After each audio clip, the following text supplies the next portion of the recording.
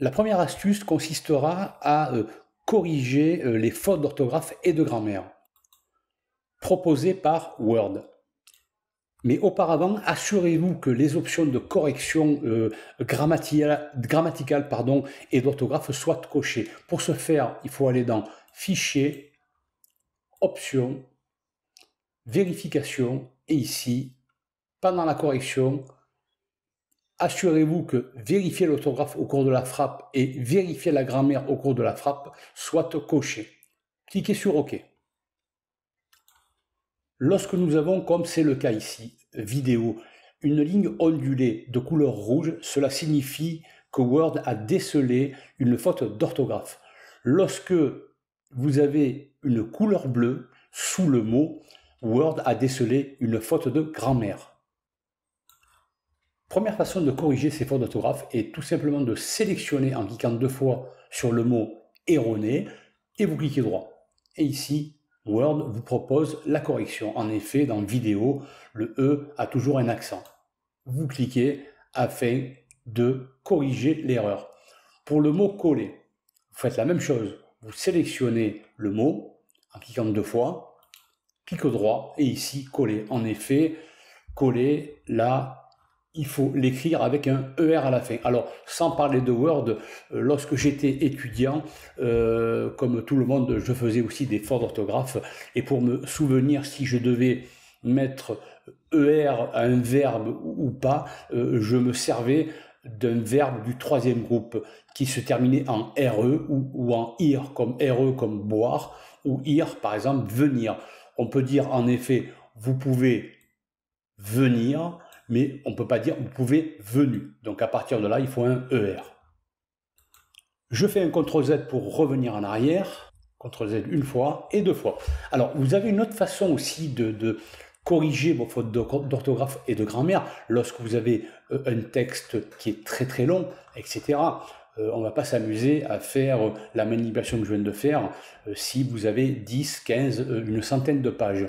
Alors là, vous allez aller dans Révision, l'onglet Révision. Et ici, sur votre gauche, vous avez un groupe qui s'appelle Vérification. Alors, voyons un petit peu ce que ça donne. Sélectionne l'icône statistique. Alors là, je sais que je travaille sur 2 pages. J'ai 931 mots, 4892 caractères, espace non compris, avec un espace compris, 5813 caractères. J'ai 10 paragraphes et 67 lignes. Donc ça, c'est des calculs statistiques. Ce qui est intéressant, c'est l'icône rédacteur. Si je clique sur rédacteur, alors à l'époque, sur les anciennes versions, cela s'appelait grammaire et orthographe. Alors si je clique sur rédacteur, ici, score du rédacteur 91%. Apparemment, il a décelé des erreurs. Ici, dans orthographe, en effet, il m'a décelé ici, en effet, galerie, point, il n'y a pas d'espace entre le point et le L du mot les. Donc, je vais cliquer dessus pour corriger. Grammaire. Grammaire, toujours pareil, galerie.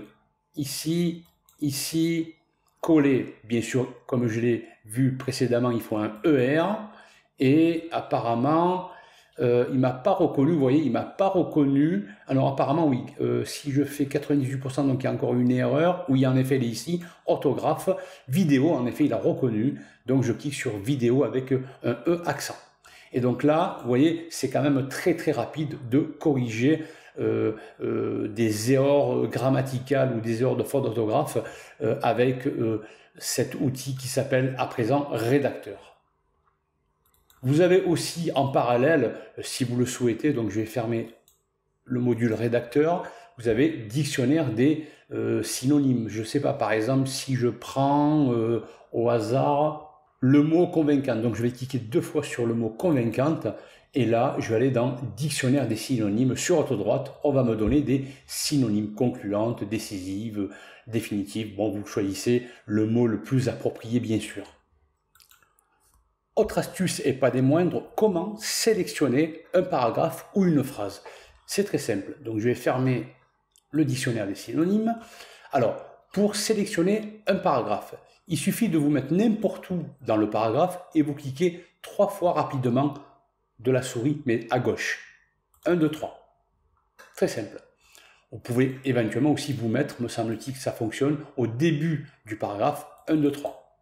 et ça fonctionne aussi. Si par contre je souhaite sélectionner une phrase, donc là la phrase elle va jusqu'à le mot ajouter, la première phrase du moins. Je me mets au début de la phrase, je laisse mon doigt enfoncé dans la touche CTRL et je clique une fois. Alors, autant pour moi, la première phrase, vous voyez, se termine, parce qu'il y a un point, se termine au mot convaincante. Donc, lorsque je clique, c'est un clic gauche.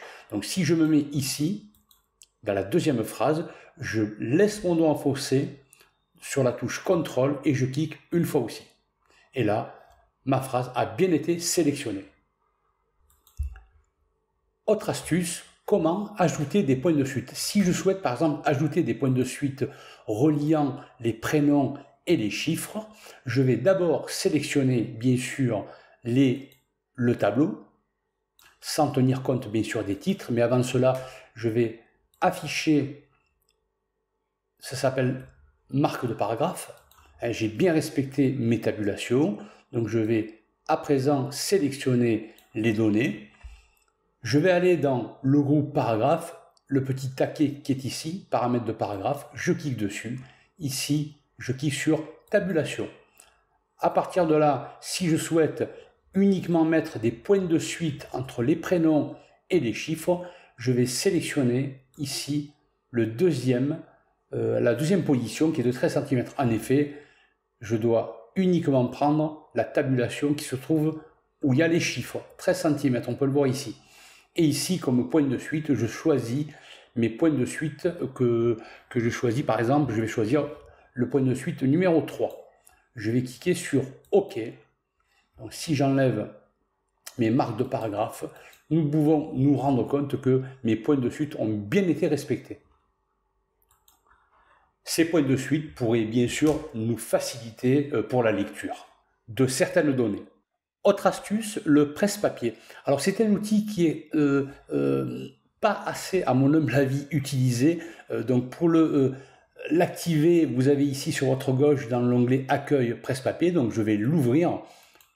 Voilà, donc là je n'ai rien dans mon presse-papier. Imaginons à présent que je souhaite copier-coller du texte se trouvant sur, je sais pas moi, Internet. Là je suis sur une page Wikipédia. Donc là, au même titre que Word, pour sélectionner un paragraphe, je vais cliquer, je fais faire 3 clics gauche avec ma souris, voilà, afin de sélectionner un paragraphe.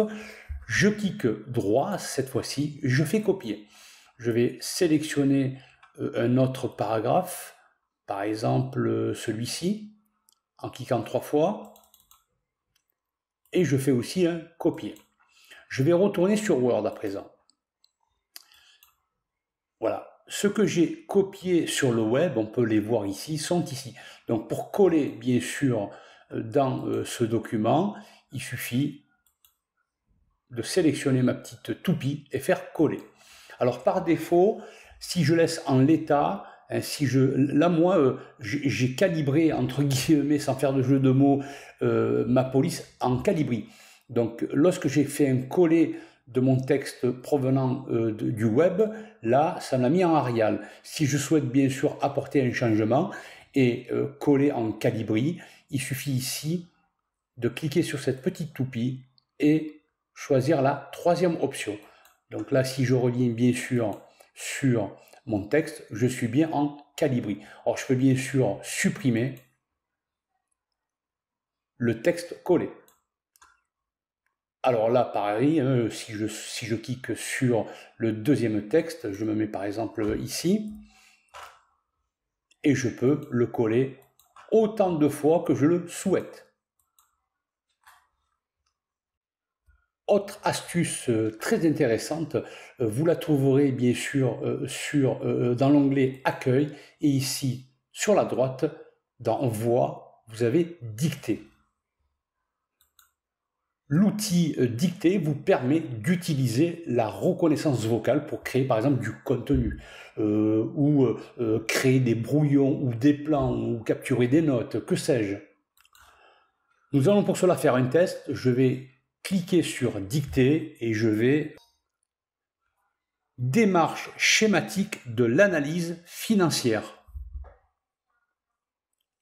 Donc je ferme et là, comme on peut le voir, donc j'ai fermé l'option dictée et ça a bien écrit ce que j'ai prononcé. Démarche schématique de l'analyse financière. J'espère que ces quelques petites astuces vous auront plu. Je ne manquerai pas de faire d'autres tutoriels sur des trucs et astuces sur Word. J'en ferai aussi sur Excel et éventuellement sur PowerPoint. Je vous remercie pour votre attention. N'hésitez pas à vous abonner et à cliquer sur la petite cloche afin de recevoir les dernières notifications. À bientôt, merci et au revoir.